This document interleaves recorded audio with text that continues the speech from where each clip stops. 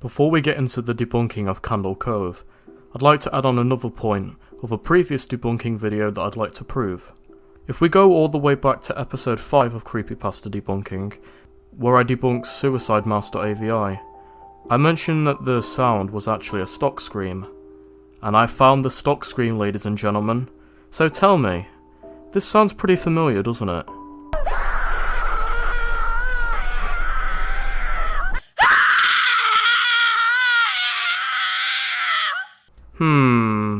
It couldn't just be possible that they had taken that stock scream and put it into a video, eh?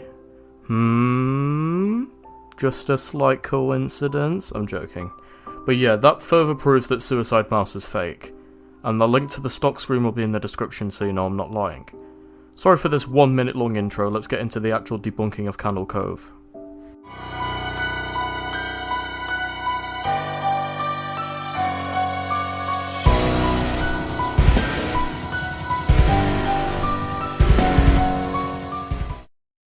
Hello my docs, it's the Dark Author here, and welcome back to Creepypasta Debunking. This is episode 10, the big 1-0. What do we have planned for this episode?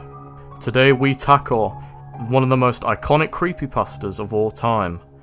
The one that kicked off the channel to begin with, ladies and gentlemen, and whoever the hell you identify as, it's Candle Cove. I love this story, it's one of my favourites. And today we ask, is Candle Cove real, or is it fake? Let's find out.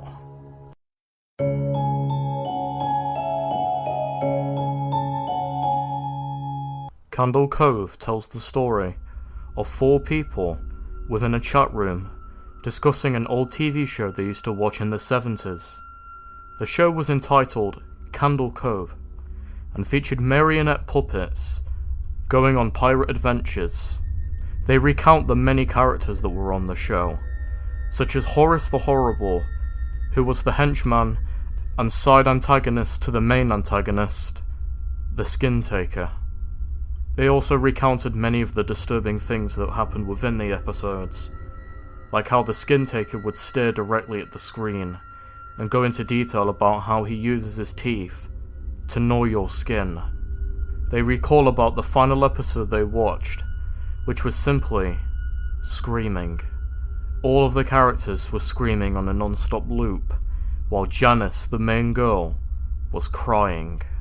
Eventually, the user Mike Painter 65 decides to pay a visit to his mother in the local retirement home, and he asks her about the show and why the heck he was even allowed to watch it.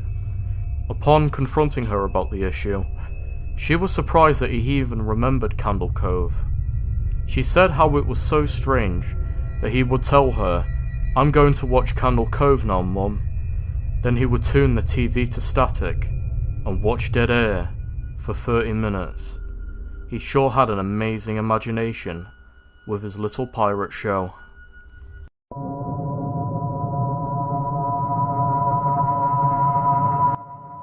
So that was a short summary of Candle Cove. However, my summary does not do the story justice in any way. If you haven't read Candle Cove, I highly recommend giving it a read, or going to my channel and listening to the narration that I did, even though it's bad. But anyways, enough getting off topic. This is one of those creepypastas that has some kind of plausibility to it. It's not too incredibly obnoxious and unrealistic like Dead Bart or Squidward Suicide was. This one really does have an air of mystery. Was it even real in the first place? Was it all just a dream? Were they being hypnotized? But none of that's relevant. We ask the question, is Candle Cove real or fake? Well, it kind of is real now. Now hold on, before you start freaking out, let me explain. Because it's not as simple as you may think.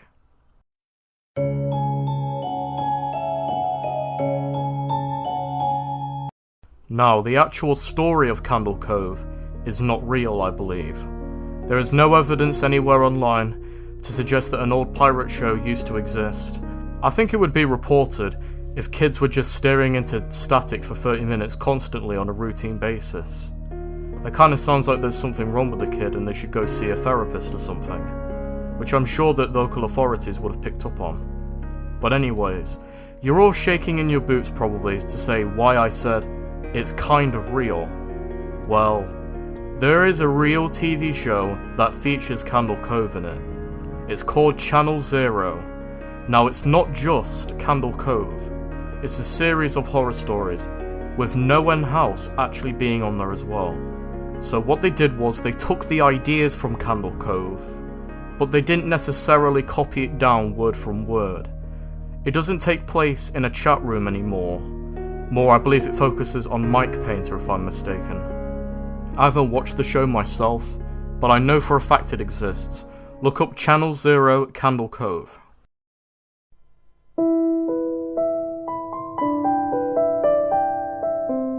So, in conclusion, I know I'm probably going to get asked this as well. Doc, if it's real, should I be afraid of Candle Cove? Should I be scared? Should I report someone? No. Channel Zero will not cause you harm in any way. It may make you feel scared, because it is a horror channel, but I can promise all of you now, if you were to watch all of the episodes about Candle Cove, you will not die. It will not kill you.